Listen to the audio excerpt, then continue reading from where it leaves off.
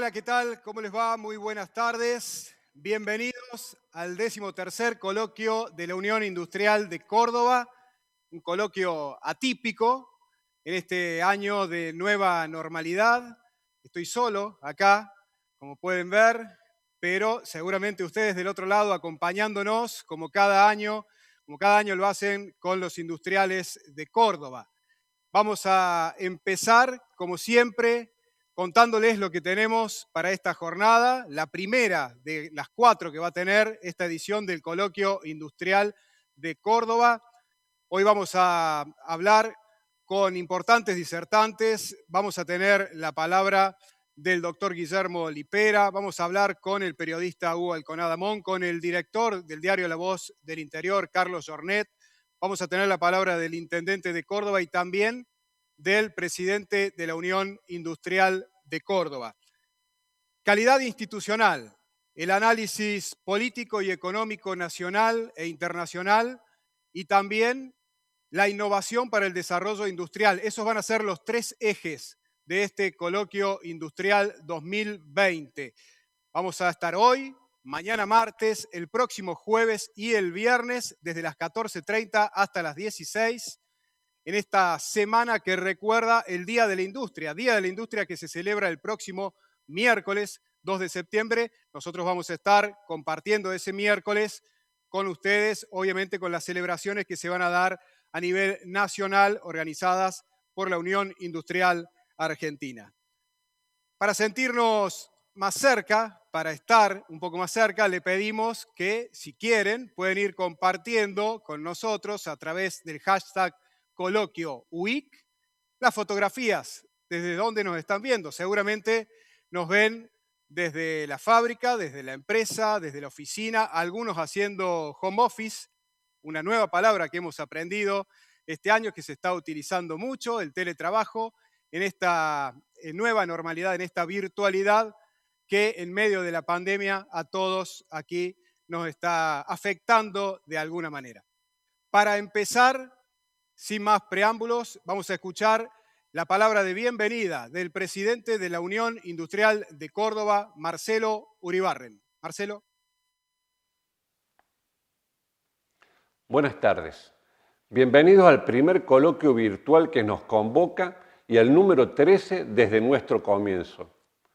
En nombre de la Unión Industrial de Córdoba, agradezco especialmente a quienes han hecho posible una organización desafiante y ambiciosa, que nos permitirá continuar lo que ya es una tradición en nuestra provincia, el coloquio de la UIC, que pese a lo particular de la situación, se hace. Coloquio que ha logrado una convocatoria importantísima en cantidad y calidad de participantes de distintos lugares del país y representativo de la mayoría de los sectores de la realidad nacional. Semejante evento es posible gracias al apoyo y la confianza de sponsors, autoridades, entidades colegas, asociados, staff de la UIC y su extraordinario trabajo. A todos, muchas gracias. Esta semana compartiremos las disertaciones de prestigiosos oradores, una grilla completa e inédita con ponencias internacionales. Para ellos también vaya mi agradecimiento. Hoy mi mensaje será corto, por imperio de los tiempos en la virtualidad, no se detendrá en detallar el diagnóstico que todos conocemos y padecemos. Esta semana los invito a reflexionar sobre la necesidad de buscar una salida, una posible solución. Mirar hacia adelante nos permite tener esa dosis de esperanza, visión y búsqueda de oportunidades.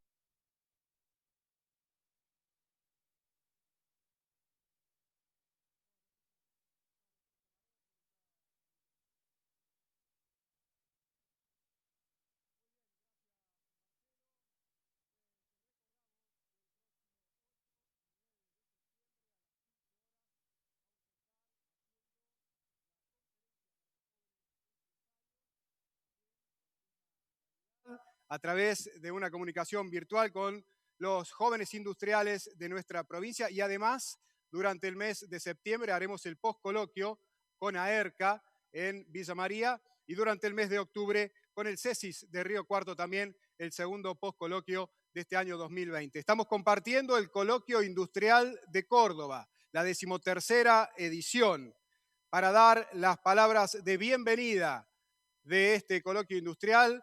Vamos a escuchar ahora al señor Intendente de la ciudad de Córdoba, Martín Zarzora. Quiero saludar a todos los presentes y por supuesto agradecerles por permitirme participar de este 13º coloquio de la Unión Industrial de Córdoba. Esto muestra sin lugar a dudas un empresariado comprometido con la economía, con nuestra ciudad y en especial con las ganas necesarias para salir adelante de este difícil momento. Nuestra querida ciudad representa el 45% del Producto Bruto Industrial de nuestra provincia y el 5% del trabajo industrial de nuestro país. Ese es un dato muy importante, pero hoy quiero destacar especialmente la capacidad de resiliencia e innovación y de nunca bajar los brazos que tiene nuestra industria. Hablar del desarrollo de la industria del software, del desarrollo de la industria médica, que en medio de la pandemia permitió salvar miles de vidas, no solo en nuestro país, sino también en el exterior. Nuestra industria en el desarrollo industrial del continente. Es por eso que hoy quiero comprometerme con todos ustedes, para que este municipio, liderado por mí, con un maravilloso equipo, trabajemos en conjunto, lo público y lo privado. A los cambios disruptivos de la pandemia se le agrega una economía en recesión que no termina de despegar. Pero los cordobeses ya hemos pasado momentos difíciles y este también lo vamos a superar.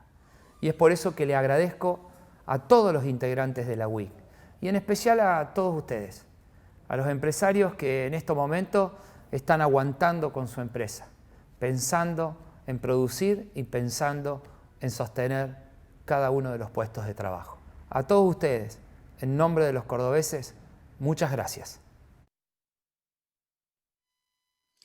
Le agradecemos al señor Intendente de la ciudad de Córdoba, Martín Zarzora. Continuamos en el Coloquio Industrial de Córdoba, la edición 2020. Vamos a agradecer a los sponsors que hacen posible esta nueva edición del coloquio, a AGD, le agradecemos también a Arcor, a Cadena 3, a FCA, al diario La Voz del Interior, al Ministerio de Industria, Comercio y Minería de la provincia de Córdoba, a Sancor Salud, a Terramar Logística y a TGP Quality. Gracias a ellos es posible esta transmisión.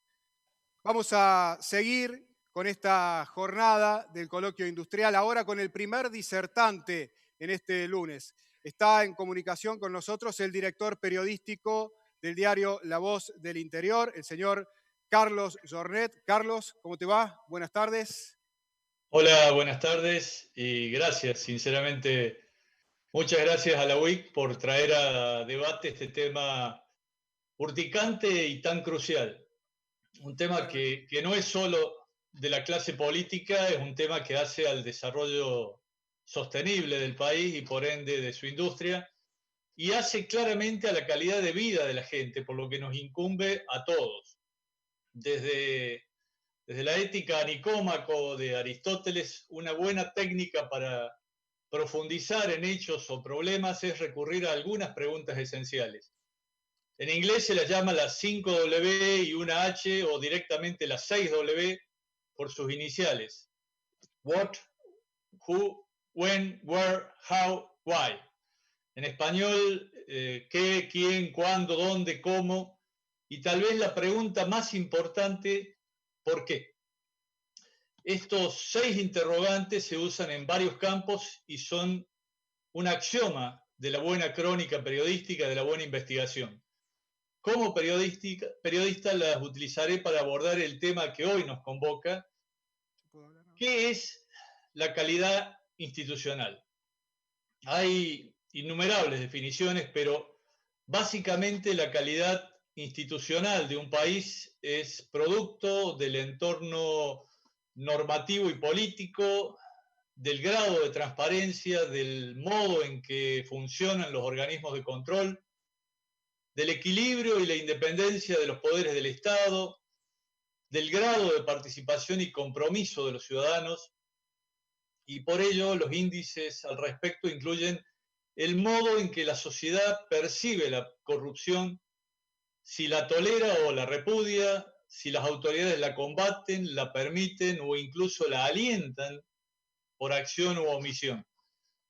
También consideran el ejercicio real de las libertades de prensa y de expresión, o sea, si se permite el libre debate de ideas, si hay pluralismo político, libertades civiles, independencia de la justicia, libre acceso a la información pública, libertad económica, aliento a la innovación y al emprendedorismo. Y asimismo, cuestiones que hacen a la gobernanza, como la estabilidad política, la responsabilidad de los funcionarios y gobernantes y la eficacia de la administración. Veamos ahora la segunda cuestión. ¿Quién es responsable de la calidad institucional? Tendemos a atribuir toda la responsabilidad al gobierno de turno. Sin duda, el primer responsable es quien ejerce el poder, sea quien fuere. Y mientras más concentrado está ese poder, más debemos exigirle transparencia, apertura, respeto por las minorías. No obstante, esto no nos desliga de revisar nuestras actitudes y comportamientos, porque si la calidad institucional de un Estado depende de un amplio abanico de factores, es obvio que hay responsabilidades en todos los niveles. A veces, alentadas por la falta de compromiso del gobernante, y en ocasiones porque la sociedad genera un espacio para que el poder avance sobre las libertades y se expanda la corrupción. Y allí podemos enumerar a otros actores políticos, al poder económico, el poder sindical, la justicia, los organismos de control, la prensa, las organizaciones sociales, la ciudadanía en su conjunto. Las falencias y omisiones de cada uno de estos actores no son responsables de la falta de institucionalidad, pero sin duda la facilitan. Liberan el terreno para que el poder político instale la anomia, para que no promueva políticas de Estado, sino parches coyunturales que nada solucionan y que desalientan inversiones. El cuándo parece ser la respuesta más sencilla, porque nos preocupa el presente o en todo caso el presente y el futuro. Pero para comprender el presente es conveniente remontarse al pasado, recordar las recurrentes crisis institucionales que acumula la Argentina. Ello nos hará ver que no saldremos de la crisis actual con cambios cosméticos, sino con transformaciones culturales y normativas de fondo, que perduren en el tiempo y construyan estabilidad. El dónde parece cantado, la Argentina. Sin embargo, no es posible pensar en un país de calidad si no hay similares mejoras institucionales en todos los niveles del Estado. Nación, provincia, municipios, comunas, en el sistema educativo, en la justicia, en el modo en que se seleccionan los candidatos electivos y también los empleados públicos, en la organización de las fuerzas de seguridad, en la misión y el funcionamiento del sistema carcelario, en los gremios, en los clubes deportivos, en las cámaras empresarias. Los jubilados padecen la falta de institucionalidad cuando hacen largas colas a la intemperie para cobrar un haber que no cubre siquiera sus necesidades mínimas. Los empresarios se ven agobiados por una maraña de impuestos y regulaciones que no solo no se traducen en servicios eficientes, sino que dificultan iniciar un emprendimiento, contratar personal o ganar mercados externos. Y quienes viven de su salario deben trabajar más de medio año para sostener el aparato estatal. Y además tienen que pagar para tener niveles aceptables de educación, seguridad, salud, y sufren por hospitales mal equipados, un transporte que no llega, o servicios que todos prometen y nadie instala. Nos acercamos así al núcleo del problema. ¿Cómo sabemos si está mejorando o empeorando la calidad institucional del país? Podemos recurrir a indicadores que se elaboran habitualmente, como por ejemplo el de Reporteros Sin Fronteras, que este año nos ubica en el puesto 64, tras ceder 12 posiciones en los 2 últimos informes. O como el índice de percepción de la corrupción de Transparencia Internacional, que el año pasado colocó a la Argentina en el puesto 69 entre 180 países, con 45 puntos sobre 100 después de haber tocado mínimos de 32 puntos en 2015.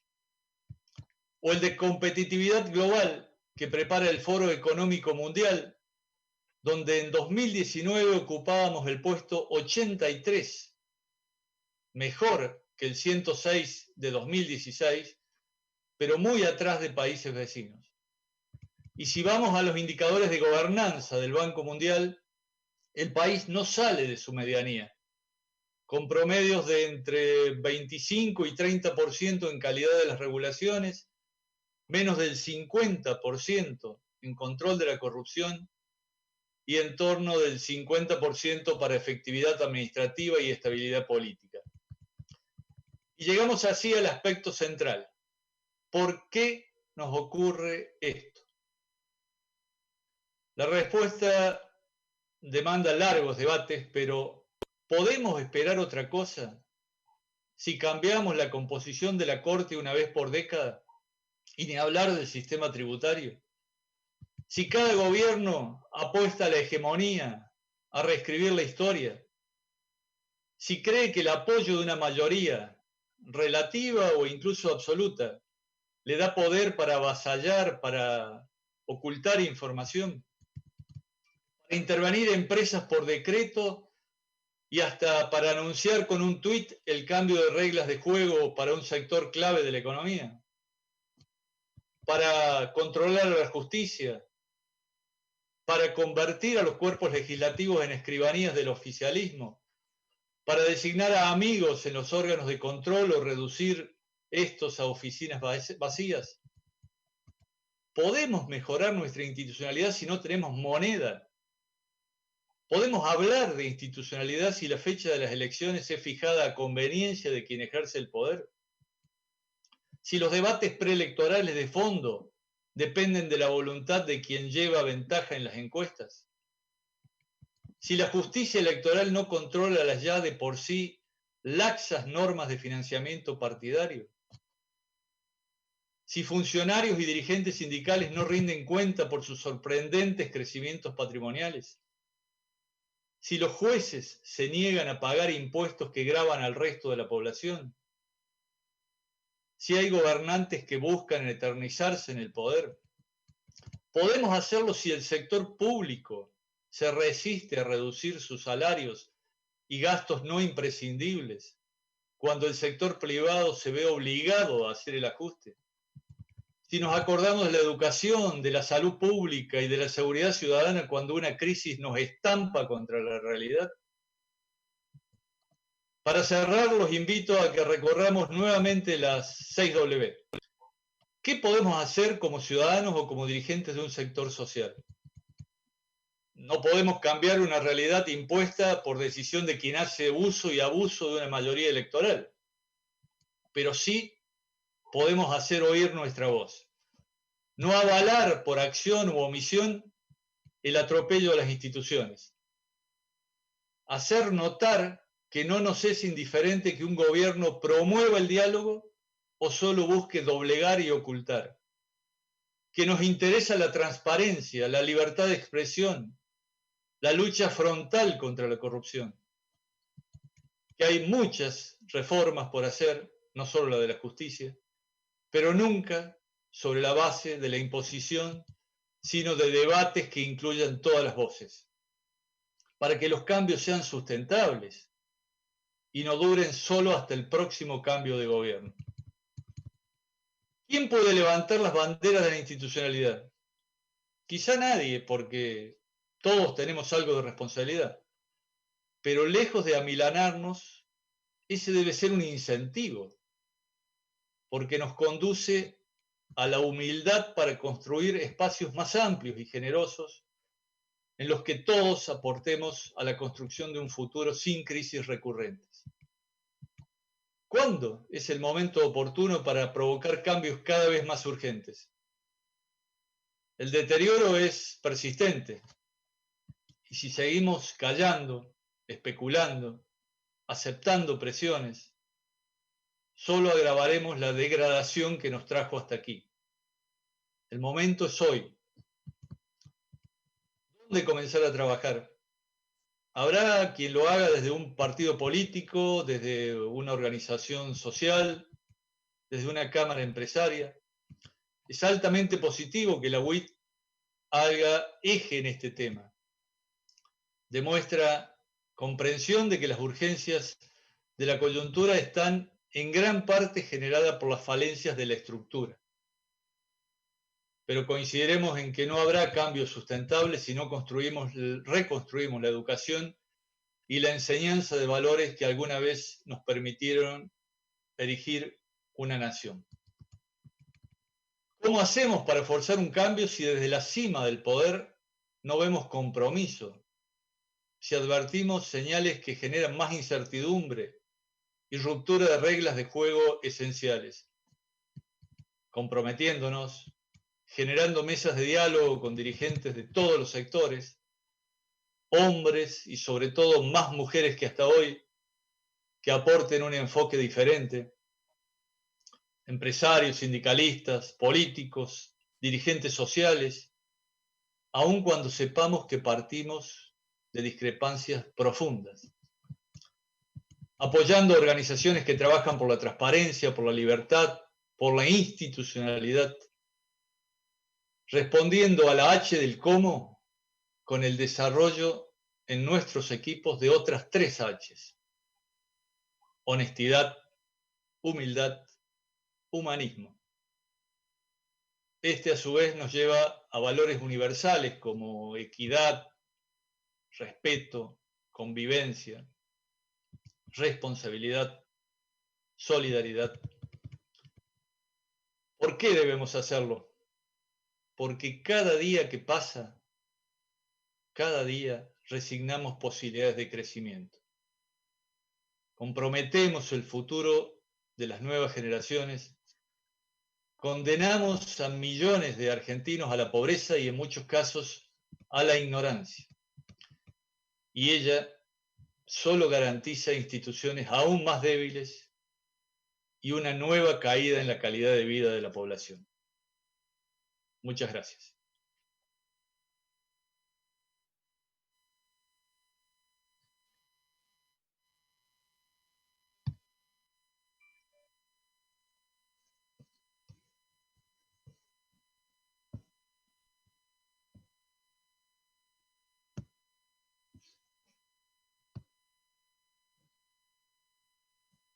El apoyo que hacen a la Unión Industrial de Córdoba año tras año.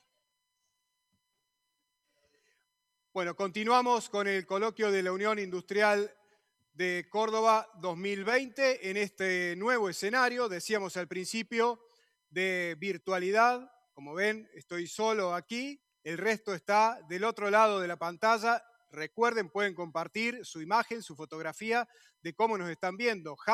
#ColoquioUIC. Ahí nos pueden enviar todos los comentarios que deseen y ahí también pueden enviar preguntas, porque en un ratito vamos a seguir hablando de calidad institucional con los otros 2 disertantes. Antes de seguir agradeciendo a los sponsors, vamos a ver nuevamente el mensaje de bienvenida del presidente de la Unión Industrial de Córdoba, Marcelo Uribarren, que de esta manera nos abría las puertas a este 13º coloquio de la Unión Industrial de Córdoba.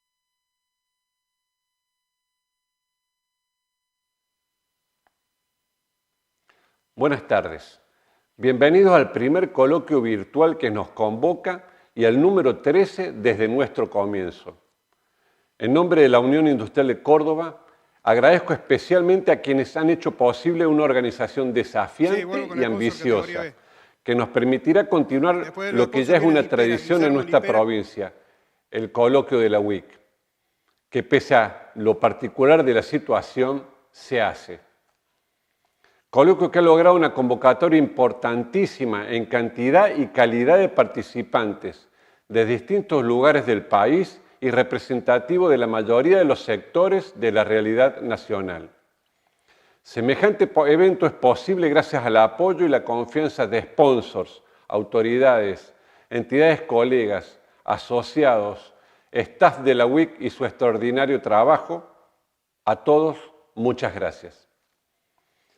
Esta semana compartiremos las disertaciones de prestigiosos oradores, una grilla completa e inédita con ponencias internacionales. Para ellos también vaya mi agradecimiento. Hoy mi mensaje será corto, por imperio de los tiempos en la virtualidad, no se detendrá en detallar el diagnóstico que todos conocemos y padecemos. Esta semana los invito a reflexionar sobre la necesidad de buscar una salida, una posible solución. Mirar hacia adelante nos permite tener esa dosis de esperanza, visión y búsqueda de oportunidades que los industriales argentinos, pese a todo, siempre encontramos en nuestro interior. Busquemos un horizonte posible, no utópico. Seguir lamiéndonos las heridas mutuamente no nos dará la respuesta para saber cuál es el camino que debemos tomar en esta encrucijada.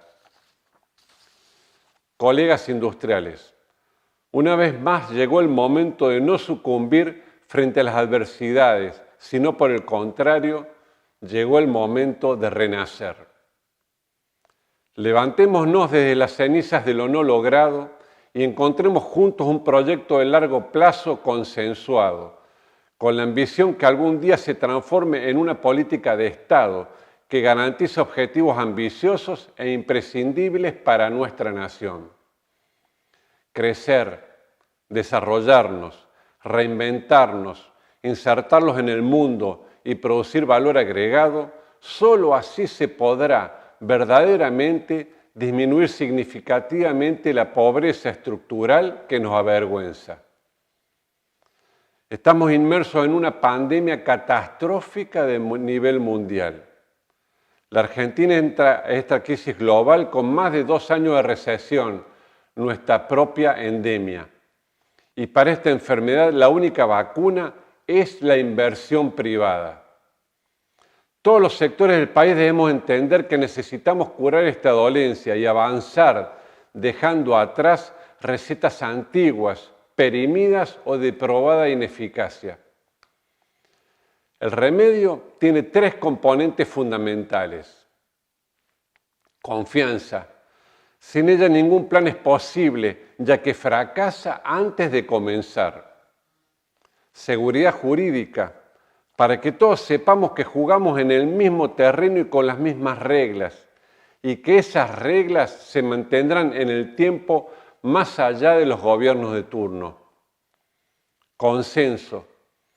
Debemos encontrar la forma que nuestras decisiones trascendentales se realicen a través de consensos que legitimen los procesos que seguramente luego se van a traducir en resultados. Esto nos permitirá encontrar la paz en vez de la beligerancia de nuestras discusiones actuales.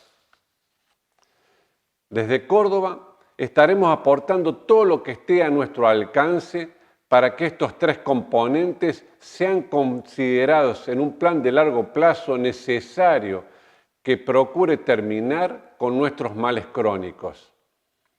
Resumo: confianza, seguridad jurídica y consenso son las 3 bases pilares fundamentales para que la Argentina deje de padecer esta endemia económica y pueda recuperar la inversión privada.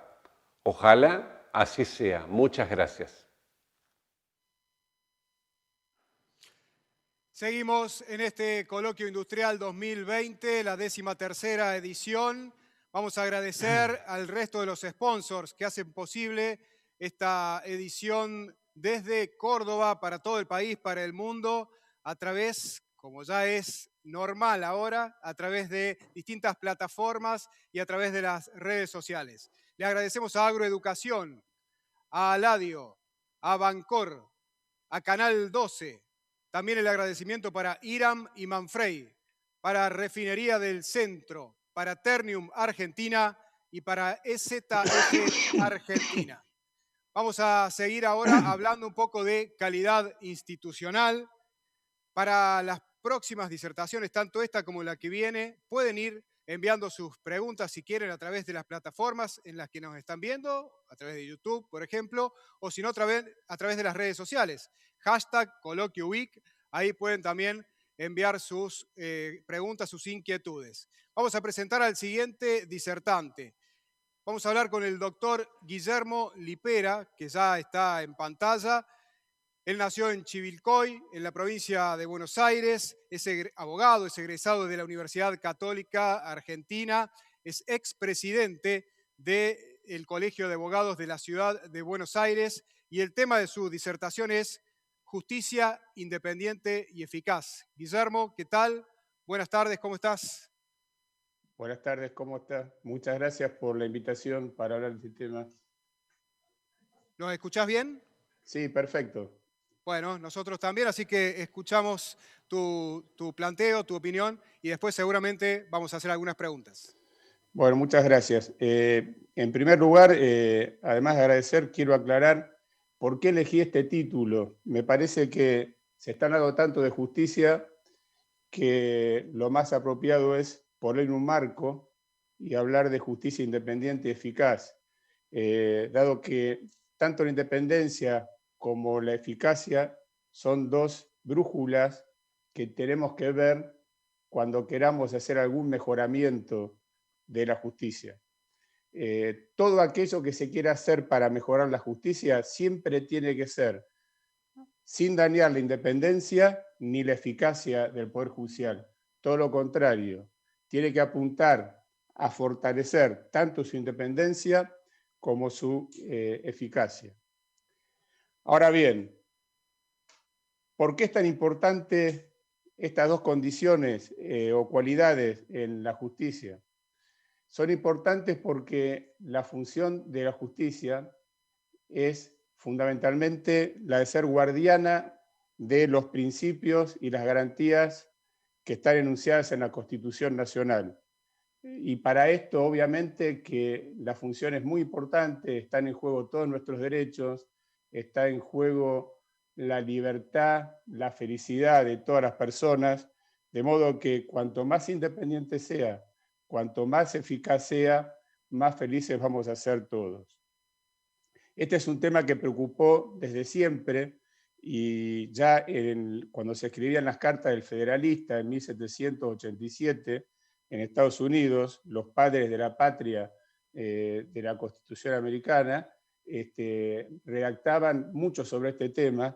Incluso Hamilton decía que el Poder Judicial era el más débil de los tres poderes, dado que no manejaba ni el dinero ni manejaba las armas, con lo cual había que hacer el mayor esfuerzo posible para dotarla de fortaleza a los efectos de que pudiera actuar con la eficacia correspondiente. Ahora bien, cuando hablamos de justicia, me gustaría hacer una precisión. Nos estamos refiriendo no solo al Poder Judicial, que está encabezado por la Corte Suprema de Justicia de la Nación y los tribunales inferiores creados por el Congreso, sino también al Ministerio Público, que está constituido por la Procuración General, que abarca e incluye a todos los fiscales, y también por los defensores oficiales. ¿Cuál es la función del Ministerio Público? Es la de velar por la legalidad y el interés general de la sociedad, y a tales efectos provoca o trabaja para que la justicia se ponga en movimiento. De manera que ambos órganos están incluidos en la Constitución Nacional y estos dos órganos expresamente la Constitución dice que tienen que ser independientes. Vamos ahora, uno puede preguntarse, pero bien, a ver,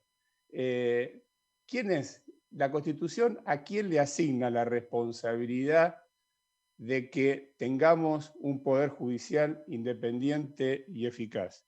Esto es algo que no es muy hablado y sobre lo cual me quiero detener para que les sirva de guía a ustedes en todo este tiempo que se habla de reformas y mejoramiento de la justicia. ¿Cuál es ese órgano? Ese órgano es el Consejo de la Magistratura. Es un órgano que no existía en Argentina hasta la reforma de la Constitución en 1994. ¿Cuál fue el sentido de crear este órgano? Este órgano fue creado, en palabras de Vidal Campos, un famoso constitucionalista, para intentar amortiguar la influencia de los poderes políticos y la vida partidaria a la hora de seleccionar a los jueces y a la hora de sancionar a los jueces.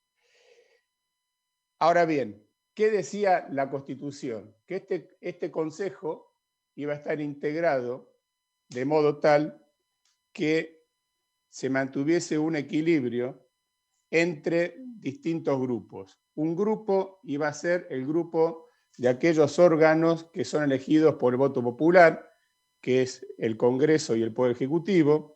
Por otro lado, el grupo de los jueces y en tercer lugar, el de los abogados y también de los académicos. Entonces la Constitución dice, bueno, una ley especial va a regular la composición de cómo se integra, por cuántas personas se integra, pero tiene que procurar este equilibrio de manera que ninguno tenga preponderancia sobre el otro. Ya vamos a volver sobre este punto en unos minutos. Todo esto está enumerado en el artículo 114 de la Constitución Nacional. Y allí, en el último párrafo, cuando se está enunciando cuáles son los atributos del Consejo de la Magistratura, expresamente se dice que el Consejo de la Magistratura debe dictar todos aquellos reglamentos tendientes o relacionados con la organización de la justicia. Y por otro lado, dice que debe dictar también reglamentos que hagan falta para asegurar la independencia de los jueces y una eficaz prestación del servicio de justicia. Entonces acá tenemos la respuesta. ¿Cuál es el órgano creado por la Constitución Nacional para asegurarnos que los jueces sean independientes y que sean eficaces?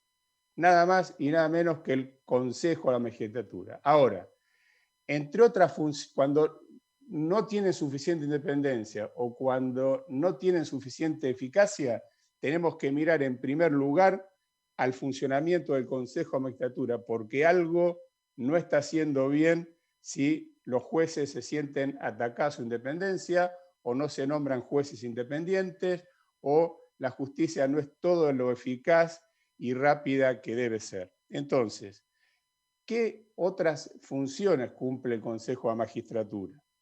Una de ellas es la de llevar adelante los concursos para integrar las ternas que son vinculantes, que se remiten al Poder Ejecutivo, para que el Poder Ejecutivo de esa terna elige un candidato, lo somete a consideración del Senado y el Senado decide si le da el acuerdo para ser juez. Es una función muy importante, dado que todos los jueces de la nación surgen de estos concursos, por eso es importante la pluralidad en la integración del Consejo para evitar que alguno de los sectores influya a la hora de seleccionar a los candidatos. Otra función muy importante que tiene el Consejo es la de decidir la apertura o no de un juicio político a un juez por mal desempeño.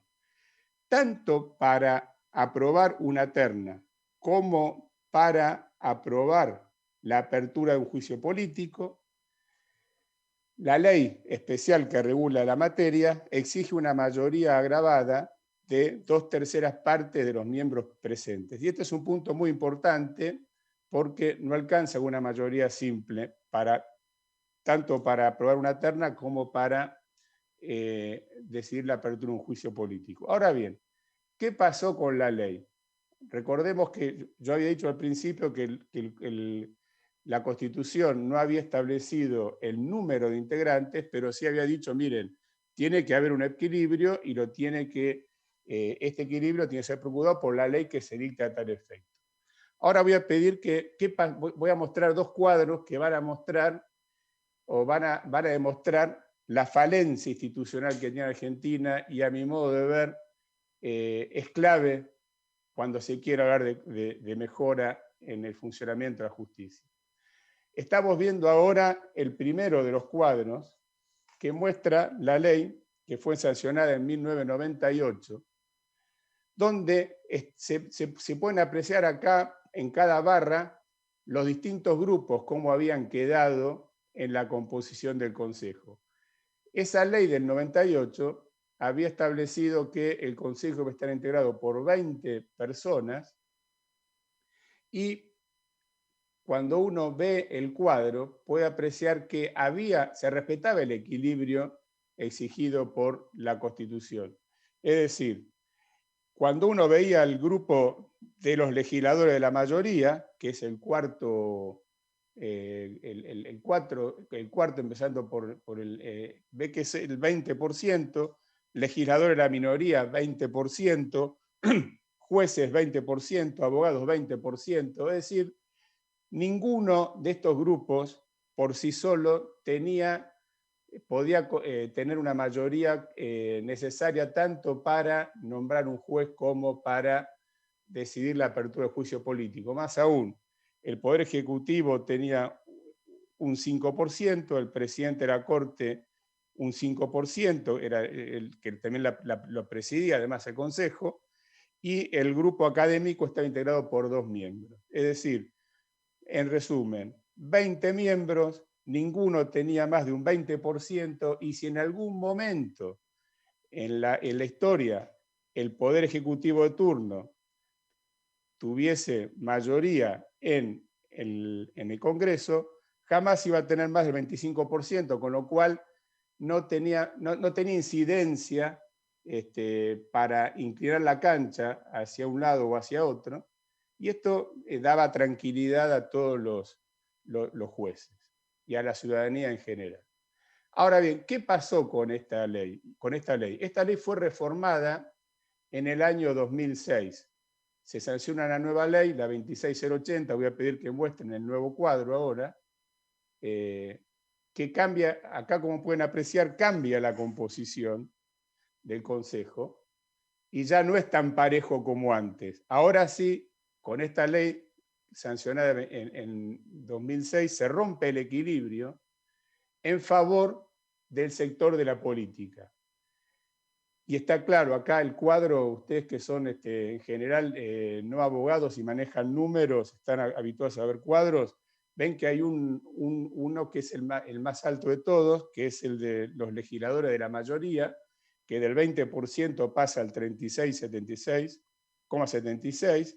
El de los jueces de 4 baja a 3 miembros, desaparece el juez el presidente de la Corte, ya no es más parte del Consejo. Los abogados bajan del 20% al 15,38% de incidencia, se pasan de 4 a 2. Los legisladores de la minoría se reducen, antes tenían la misma cantidad, eran 4 con un 20%, igual que los de la mayoría, bajan a la mitad, es decir, de 4 bajan a 2, y la incidencia del 20% al 15,38%. Poder Ejecutivo sube y el académico de 2 baja a 1. ¿Qué pasa ahora con esta reforma? De 20 bajó a 13, se rompe el equilibrio y se rompe en favor del gobierno de turno. ¿Por qué digo esto? Porque cuando el Poder Ejecutivo logra tener mayorías en el Congreso, alcanza más de una tercera parte de los votos, y esto que le da más o menos 38 y algo, y esto ¿qué le implica? Tiene derecho de veto tanto para nombrar, aprobar una terna, como para decidir la apertura de un juicio político. Claro ejemplo de esto, ¿y esto a qué lleva? Que al final el Consejo no está cumpliendo con su función. ¿Por qué? porque ya el Consejo empieza a ser percibido como un apéndice del poder político de turno. Justamente lo que decía Vidal Campos y decían los constituyentes, que era: pongámosle límite, amortiguemos la influencia de la política partidaria a la hora de nombrar jueces y de sancionarnos, quedó en letra muerta, porque ahora con estas mayorías nuevas, donde además, si uno suma a todos los representantes de la política, tienen mayoría para tener quórum en las sesiones, hacen que la justicia pierde independencia, pierde fortaleza, pierde eficacia y queda ahí moviéndose al compás del clima de época de la política. Y esto realmente no es bueno, porque cuando un gobierno se va y llega el otro, vienen con las ideas: bueno, lo que pasa es que en el Consejo se manejaban políticamente, entonces vamos a desplazar al juez Bruglie, vamos a desplazar al juez Bertuzzi y no sé cuántos jueces más, y luego cuando este gobierno termine y venga un gobierno nuevo, también va a pasar lo mismo, con lo cual vamos a tener un Consejo de la Magistratura que se mueva al compás de la política, que era lo que no quería justamente el constituyente. ¿Y esto qué genera? Genera incertidumbre, genera intranquilidad. Y acá viene el punto más importante. Yo recién hablaba de que la justicia tiene como misión defender los principios que están en la Constitución Nacional, uno de ellos es el republicano, y defender los derechos y garantías que están en ella. Ahora bien, ¿qué pasó con esta ley que es inconstitucional? Presentamos una demanda, todos los colegios de abogados, los colegios de abogados del interior, reunidos en la FACA, también el colegio nuestro, Ciudad de Buenos Aires, por su parte, hizo su demanda. La demanda la interpusimos en el año 2007, en primera instancia perdimos, en Cámara en noviembre del 2015, se revoca la sentencia a primera instancia y la Cámara dice: esta ley es inconstitucional porque rompe el equilibrio entre los sectores de la política y los que no son de la política. Entonces, el Poder Ejecutivo interpuso recurso extraordinario. El Poder Ejecutivo de ese entonces, que era la presidenta Cristina Fernández de Kirchner. Luego, lamentablemente, el gobierno que le siguió mantuvo el recurso extraordinario. Y lo cierto es que ya pasaron más de 4 años y estamos esperando que la Corte de Justicia cumpla con su misión de custodiar la Constitución y dicte sentencia. Y dicte sentencia porque es importante a los efectos de restablecer el equilibrio y que nosotros dejemos de tener un Consejo de la Magistratura que es apéndice del gobierno de turno. Este me parece que es un punto muy importante del cual se habla poco y en el que invito a todos ustedes a seguirlo de cerca, dado que vamos a tener una justicia independiente y eficaz en la medida que tengamos un Consejo de Magistratura que sea equilibrado y que trabaje como tiene que equilibrar. Más aún, en la ley primera, que se respetaba el equilibrio, al poner al presidente de la Corte como presidente del Consejo, permitía que hubiera una coordinación entre el Poder Judicial y entre el Consejo de Magistratura y el Poder Judicial. Al no estar más el presidente de la Corte en el Consejo, es como que tenemos una justicia con 2 cabezas. Por un lado, Consejo de Magistratura, y por otro lado, la Corte Suprema de Justicia de la Nación. Terminado este punto, que me parece muy importante a los efectos de tener una buena justicia, voy a referirme unos minutos al tema de lo que se ha dado en llamar hoy en la opinión pública reforma de la justicia. Este tema aborda, tiene tres grandes aspectos. Por un lado, el proyecto que está en el Senado, que se dio media sanción ahora recientemente, el cual no los quiero marear con números, pero fundamentalmente consiste en aumentar la cantidad de juzgados federales, que son los juzgados que investigan los delitos relacionados con la corrupción pública. Y bueno, en realidad en Capital Federal son muchos números, pero sucintamente se crean 23 juzgados nuevos, se crean 28 fiscalías nuevas, se crean 4 nuevos tribunales orales. En total, de jueces, hay que nombrar ahora, si esta ley es aprobada por diputados, se van a nombrar 38 nuevos jueces federales, que son los que uno habitualmente los conoce, los jueces de Comodoro Pi. ¿Quién va a nombrar a estos jueces? Un consejo de la magistratura que hoy no tiene la independencia que tiene que tener, dado que no tiene el equilibrio exigido por la Constitución Nacional. Lo mismo sucede cuando vamos a la otra parte de esta ley, que se refiere a la creación de juzgados en el interior del país. La cuenta es bastante compleja, dado que fue modificada luego en el Senado, pero más o menos podemos decir que se crean 132, hay para cubrir 132 cargos de jueces, y por otro lado tenemos de fiscales unos 90 aproximadamente. Volvemos nuevamente a la inquietud de origen. ¿Quiénes van a nombrar a estos jueces? Un consejo de magistratura que no respeta el equilibrio. Con lo cual, no voy a meterme en el tema de si es conviene, no conviene, si es bueno, si es malo. No es lo mismo capital que interior.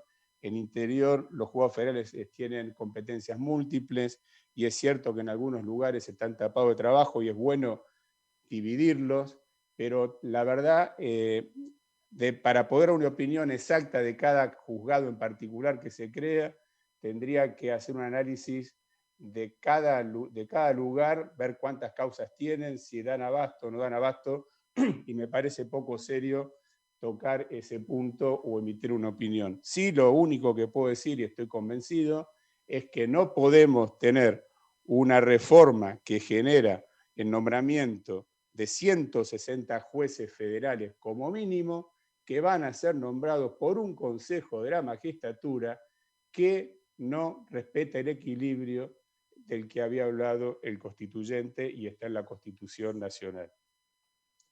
Finalmente, me queda ya muy poco tiempo, pero en 2 minutos voy a hablar de la otra parte que tiene que ver con la reforma de la justicia, que está relacionada con este consejo consultivo que el presidente de la Nación constituyó por decreto, y que tiene como misión fundamental la de emitir una propuesta. ¿Cómo se compone el consejo? Por 11 miembros.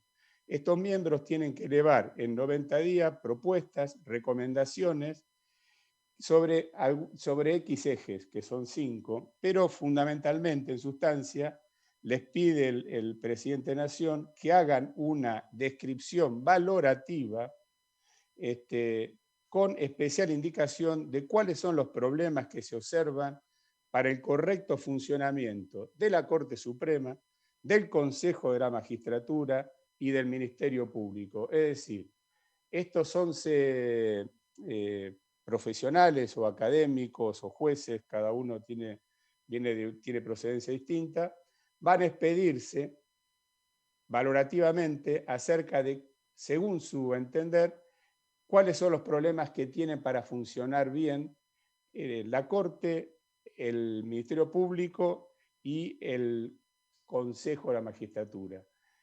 En este punto me detengo en 2 observaciones o comentarios.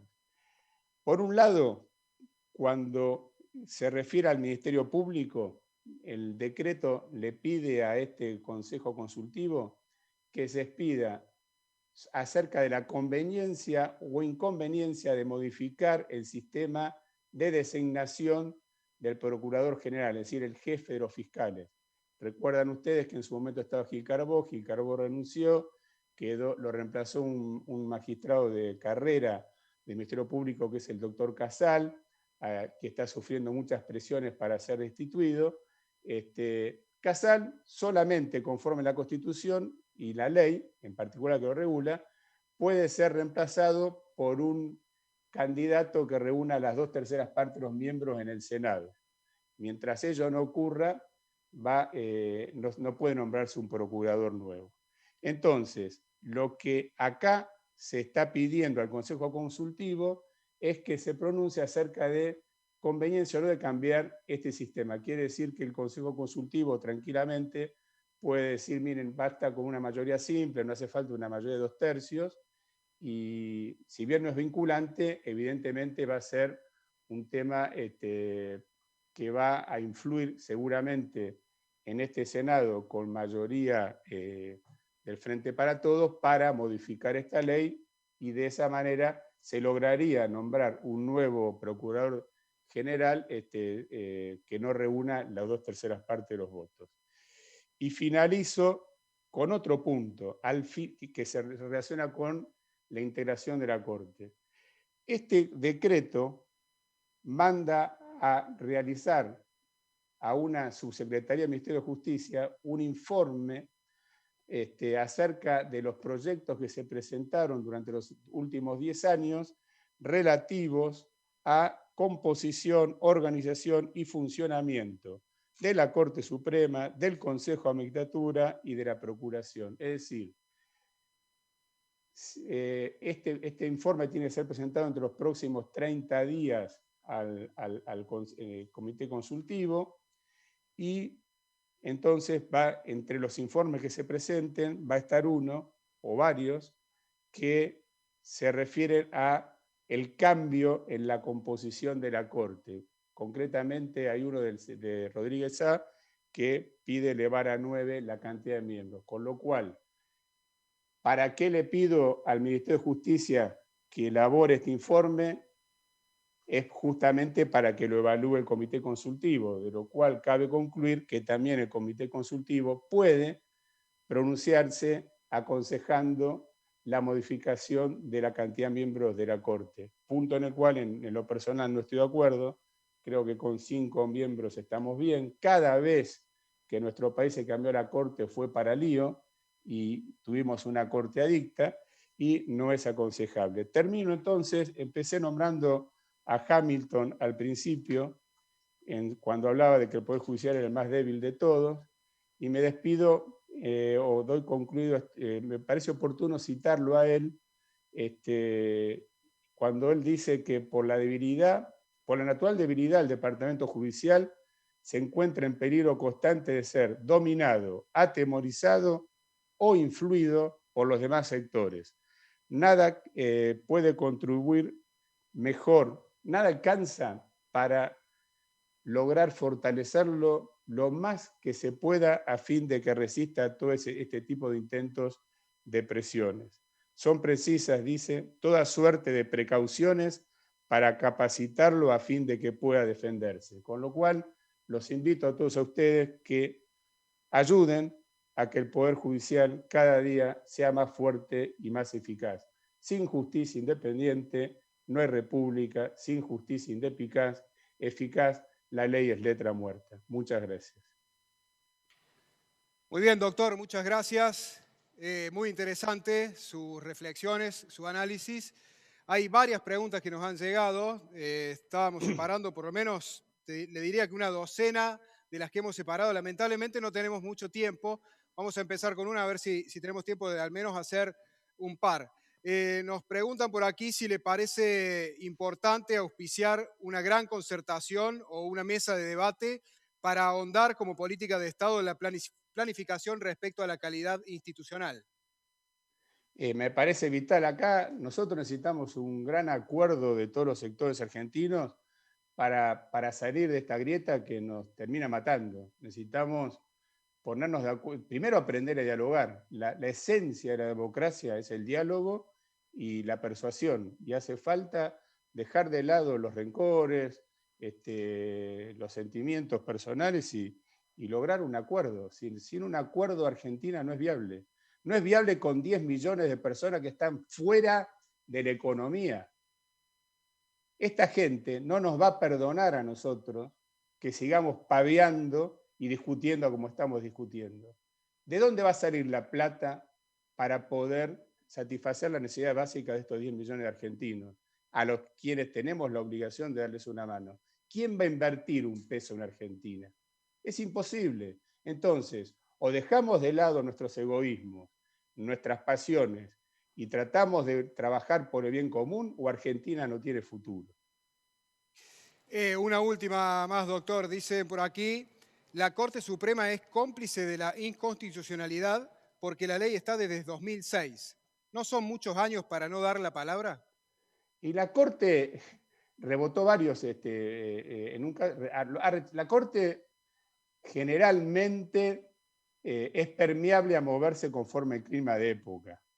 De hecho, algunos casos llegaron a la Corte y fueron rechazados, y el caso nuestro ya está para sacar sentencia, mínimo hace 2 años, y la Corte se mueve, ha sacado fallos a veces buenos, defendiendo a la Constitución, pero en este caso, a mi modo de ver, está en deuda. La tiene que sacar rápido, y se acabó, porque esta reforma que está en el Congreso, una cosa es esta reforma con un Consejo de la Magistratura independiente, donde van a tener que rendir examen en condiciones de igualdad todos los candidatos, y otra cosa es esta reforma, si llega a pasar por diputados, con un Consejo de la Magistratura dominado por la política. No, miren, anécdotas. En algunos tiempos se han cambiado cargos de embajadores por algún puestito ahí como juez. Es decir, el tema no es solo con el gobierno de turno, es con la política en general. Cuanto más lejos esté de tener el dominio del Consejo de la Magistratura, mejor, y está puesto en la Constitución. De modo que sí, la verdad que la Corte tiene que dar ejemplo, porque si es la guardiana y nosotros le estamos pidiendo que se juegue y la defendemos que no aumenten la cantidad de miembros, bueno, a ver, que ponga una ficha también y saque la sentencia que tiene que sacar. Doctor, gracias por el tiempo. Nos quedaríamos hablando un poco más, pero bueno, lamentablemente se nos ha acabado. Gracias y muy buenas tardes. Buenas tardes, muchas gracias a todos por haberme dado la oportunidad de hablar de este tema tan importante para todos. Gracias. Era el doctor Guillermo Lipera, el ex presidente del Colegio de Abogados de la Ciudad de Buenos Aires. Nosotros seguimos en el Coloquio Industrial de Córdoba, la 13ª edición. Vamos a seguir agradeciendo a los sponsors que hacen posible esta transmisión desde la ciudad de Córdoba para todo el país, para todo el mundo. Le agradecemos a Bertotto Boglione, a la empresa Bettini, a Cante Sur, a Coca-Cola Andina, a Congress Rental, a Cormetal, también a la empresa Dulcor y a la firma EPEC, a Furmiscor, a Garantizar, a la firma Gastaldi, a Georgalos, a Goldway, a Gráfica Latina, a House Mobile. También el agradecimiento para Indusplast, Collector y La Lácteo, a la empresa Metalfor, a la firma Pascuale, a la empresa Pretensa, el agradecimiento a Punto, a Quorum Hotel, a Servicios Industriales, a Sinteplas, a la firma Citari y también a TCA Bursátil, junto a la Universidad Siglo XXI y a la empresa Vitopel. A todos ellos, muchas gracias porque nos permiten hacer posible este congreso industrial, este coloquio industrial diferente. Este año desde la virtualidad, este año en medio de la pandemia, solo aquí ustedes del otro lado pueden compartir si quieren a través de las redes sociales, de Facebook, de Twitter, de Instagram, todo lo que están viviendo con el hashtag ColoquioWeek. Allí pueden comentar, pueden enviar su fotografía desde donde nos están viendo. Vamos a seguir con el programa de este año. Vamos a recibir ahora al colega periodista de La Nación, periodista del diario New York Times en español, Hugo Alconada Mon, que está junto a nosotros para hablar también de calidad institucional. Hugo Alconada Mon va a hablar sobre los desafíos institucionales que afronta la Argentina. ¿Qué puede ocurrir sobre esos desafíos? Recordemos que el periodista es uno de los más reconocidos en materia de investigación periodística. Tiene una relación con Córdoba muy particular, le gusta venir a Córdoba de vez en cuando. Según me han contado por allí, también le gusta alguna bebida típica de Córdoba. Le vamos a preguntar a Hugo Alconada Mon cuando esté en contacto con nosotros que si es cierto o no. Esto me han contado, vamos a ver. Bueno, en un ratito Hugo Alconada Mon me parece que ya está en contacto con nosotros. Ahí nos escuchás, Hugo. Sí, ¿cómo están ustedes? Bueno, muy bien, muchas gracias por estar en contacto. Decía recién, como me hacían señas para que estire. Te ¿Sí? escuché perfecto, sí, soy fanático del Fernet, vamos a dejarlo bien Me, clarito. me pasaron bien el dato. Fernet y chocolate, ¿está bien? Así es. Bueno, a pesar de que es un buen corredor, ¿usted sale a correr todavía, Alconada? Sí, me gusta correr maratones y media maratones. Maratones y después un fernecito. Así es. Está bien. Bueno, Hugo, gracias por obviamente compartir el coloquio y escuchamos tu disertación y después seguramente vamos a hacer algunas preguntas. Bien, primero, muchísimas gracias a todos por la invitación. Es realmente una alegría estar aquí con ustedes. Segundo, les pido disculpas por el ambiente que tengo acá al lado mío. La semana pasada habíamos preparado un mejor lugar. Como suele ocurrir con las leyes de Murphy y con el teletrabajo, estaba todo perfecto y se me cayó el Wi-Fi, así que tuve que engancharme en otro lugar de casa directamente al cable. Ese es el motivo por el cual acá atrás está medio raro, ¿ok?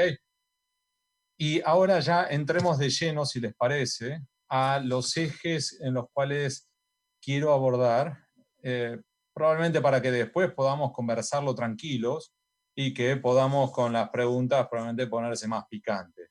Sobre esto, entonces, lo primero que quiero comentarles es justamente el contexto, y acá tengo varias anotaciones al respecto, en las cuales, primero, permítanme avanzar por el contexto global. Ustedes me dirán, es una pavada contarlo ahora, pero vale la pena. Porque recuerden ustedes que yo estoy en los últimos meses desarrollando una serie de entrevistas a figuras globales, 2 veces por semana, economistas, filósofos, historiadores, politólogos, médicos sanitaristas de todas partes del mundo, algunos de los cuales incluso han sufrido el contagio de coronavirus o incluso tienen familiares, amigos que han muerto, y cuentan algunos ejes que simplemente para recordarlos. El primero, estamos en un contexto complicadísimo, con la mayor crisis global desde la Segunda Guerra Mundial, según algunos.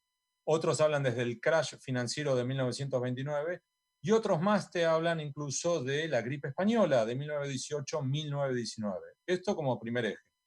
El segundo, que mientras que estamos buscando una vacuna, al mismo tiempo no podemos descartar un rebrote. Es decir, que sí, la curva en algunos países ya ha comenzado a bajar, pero al mismo tiempo comienzan a subir otra vez. España quizás sea el primer país o el más cercano a nosotros en realidad que empieza a sufrir problemas serios. Y entonces tanto Cataluña como Navarra como Bilbao empiezan a cerrar otra vez algunas de las actividades económicas que habían abierto. Tercer eje, que estamos observando un crecimiento de algunos de los rasgos peores del siglo XX que reaparecen ahora. La xenofobia, por un lado, pero también el autoritarismo, entre otros en Hungría, en Polonia, en El Salvador, y China, que está tratando de avanzar sobre Hong Kong, violando una serie de pautas internacionales que ya estaban acordadas. Es decir, que hay rasgos allí también de preocupación. Un penúltimo dato internacional de global, las elecciones en Estados Unidos. La situación económica e internacional, geopolítica, va a ser muy distinta si gana Donald Trump que si gana Joe Biden. Y podemos decir, ¿eso qué tiene que ver con la Argentina? Muchísimo. Porque no va a ser lo mismo una administración Trump para la Argentina que una administración Joe Biden. Un ejemplo mínimo de esto es la discusión sobre el BID. Y otra vez, ¿qué nos puede afectar a nosotros? O en Córdoba, ¿qué podría ocurrir con esto? Es muy distinto el BID en manos de latinoamericanos que en manos de un estadounidense que responde a Trump.